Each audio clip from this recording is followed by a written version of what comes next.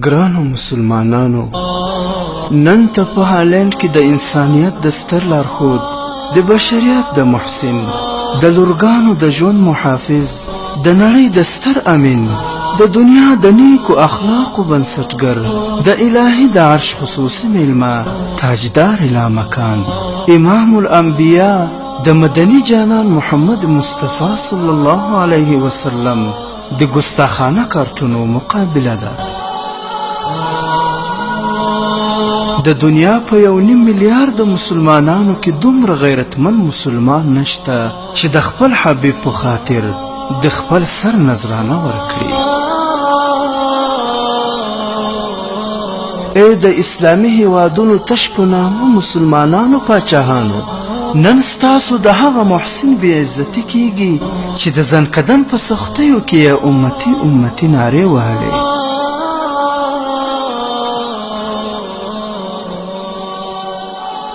ای د خواهشاتو او مادیاتو غلامانو، که د عیش و عشرت عارضي زندگی مو له خپل محبوب نه قربان نه کړه، د محشر په ورځ به په کومو سترګو له خپل محبوب جانان سره مخ کیږو.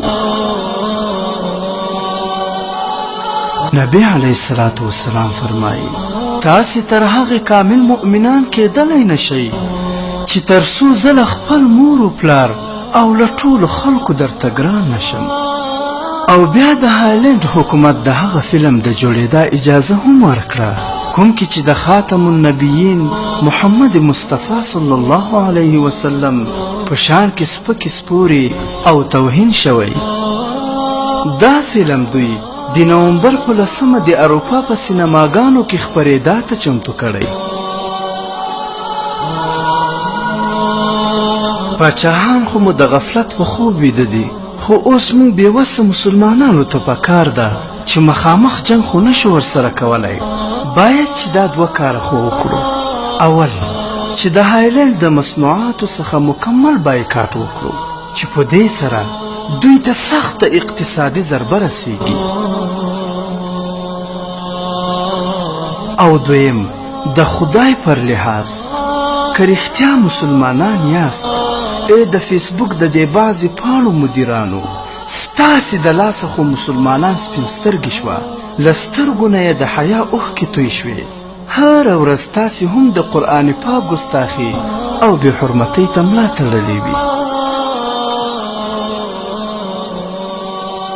ای د لایک او کمنټ شوقیانو، له خدایه وډارېږئ. د اسلامي مقدساتو خصوصا د قرآن پاک د سپکاوي عکسونه مه نشروئ. ستاسې په دې بېهوده نشریاتو والله العظیم شیطان او دغسې کفري هیوادونه بیخي زیات خوشحالیږي. والله بالله په عظیمه ګناه اخته یاست. قرآن پاک په اور سوځلی دی، قرآن پاک تر پښو لاندې کړی دی، او ده به ورته لیکلی وي چې لعنت پر ووایست او در سره شیر یې کړئ. د دې داسې مثال دی لکه په کچره ډیران چې قرآن پاک یو چا غورځولی وي او دی پر ځای د دې چې راپورته یې کړي او په زړه پورې ونیسي او له ځان سره یې یوسي. دی نور انسانان هم خبروي چې تاسې راشئ وګورئ دلته په ډیران کې قرآن پاک څومره بې عزته پروت دی. او هغه نور کسان چې راشي هغه هم ورته ګوري چې یاره قرآن پاک څومره په بې عزتي حال کې پروت دی. هغه یې هم پورته نه کړي. دغسې هغه بې نور کسان خبر کړي چې څومره کسان یې ګوري چې تر څو پورې یې دا عکس حذف کړی نه وي ټول په ګناه ورسره شریک دي.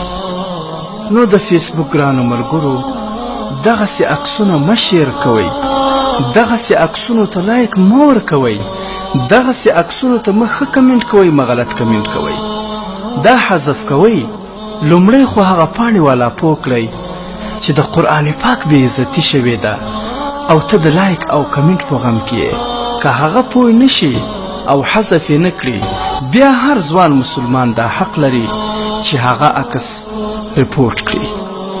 نو که چېرته د هالند لخوا داسې ګستاخانه عکس نشر شي، زه خو ډارېږم چې زموږ مسلمانان ځوانان خپل پر آی ډي او پاڼو پورته نه کړي او د هغه کافر سره په دې ګستاخانه عمل کې مرسته ونه کړي. مرسته یې دا ده هغه خو نشي کولی چې د مسلمانانو پیجونو ته یې پورته کړي. نو دا چې تاسو یې خپل پر پاڼو او پر آیډیانو پورته کوئ دا مکمل د کفارو سره په دې ګستاخانه عمل کې مرسته ده. الله تعالی دې موږ تاسو ته توفیق راکړي چې له دې نه ځان وساتو.